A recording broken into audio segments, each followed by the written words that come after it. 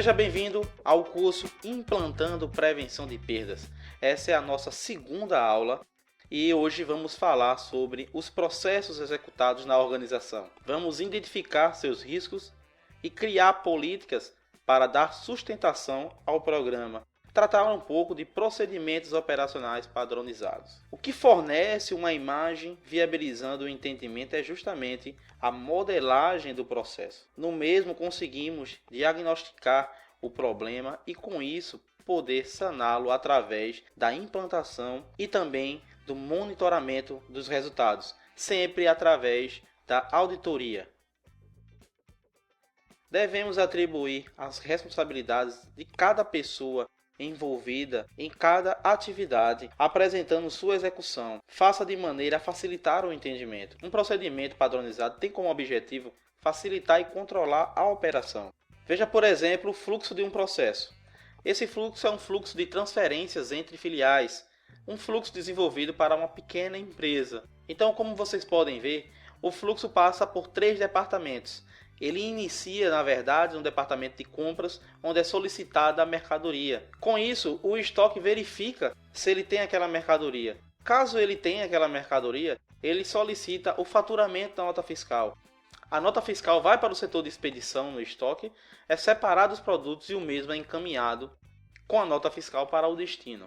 Caso o estoque não tenha um produto, o setor de compras faz a solicitação da mercadoria ao fornecedor, gerando assim um pedido de compras. Esse pedido de compras, claro, vai gerar outro fluxo e com isso a gente consegue mapear os processos. Veja o organograma da empresa e com isso os seus respectivos responsáveis. Após conhecer a estrutura da empresa, faça entrevistas com os responsáveis, diretos ou indiretos da área, a fim de identificar todos os processos de uma forma macro. Todos os responsáveis devem ser ouvidos. E é justamente aí que entra o procedimento operacional padrão, que nada mais é do que um documento que expressa o planejamento do trabalho repetitivo que deve ser executado para o alcance de metas padronizadas. Veja esse exemplo de procedimento operacional padrão.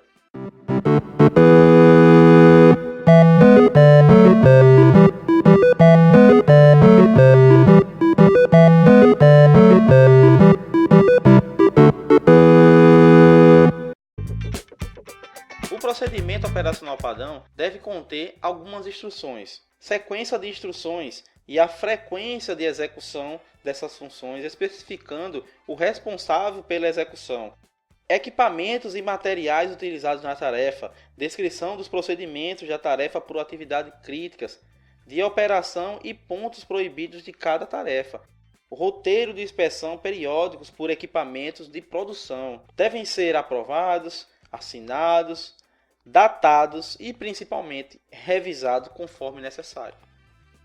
Um procedimento operacional padrão deve minimizar a ocorrência de desvios na execução de tarefas fundamentais para o funcionamento correto do processo. Lembre-se, nunca copie procedimento operacional de outras empresas. A pessoa que executa a tarefa deve ajudar no desenvolvimento do mesmo. Todos os funcionários devem ser treinados, habilitados e qualificados para o uso. A linguagem vai de acordo com o nível da equipe, como falamos anteriormente.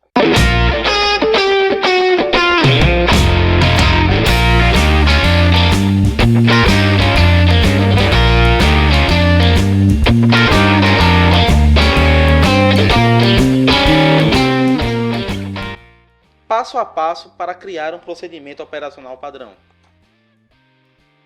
Primeiro passo: nome do procedimento operacional padrão. Neste caso, temos o recebimento de mercadorias.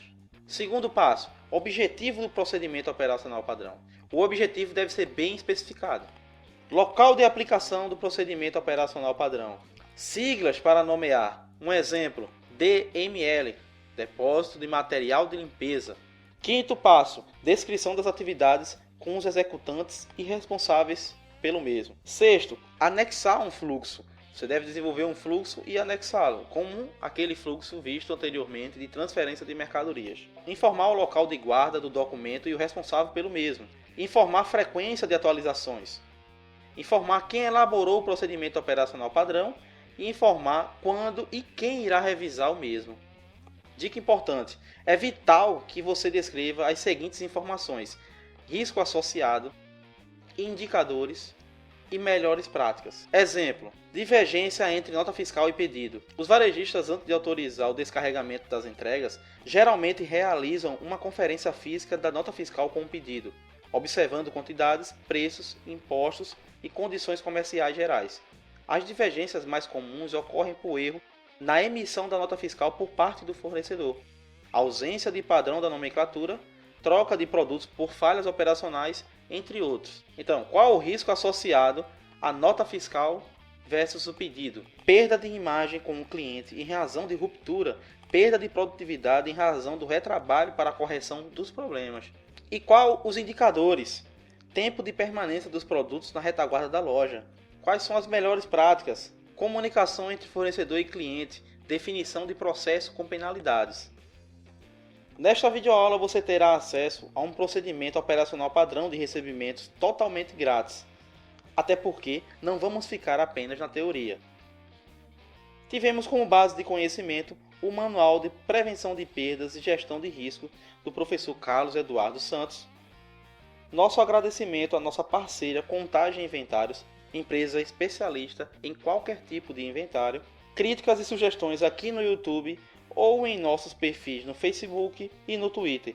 Por favor, não se esqueça de curtir nosso vídeo, assinar nosso canal e conhecer nosso site www.balbino.info.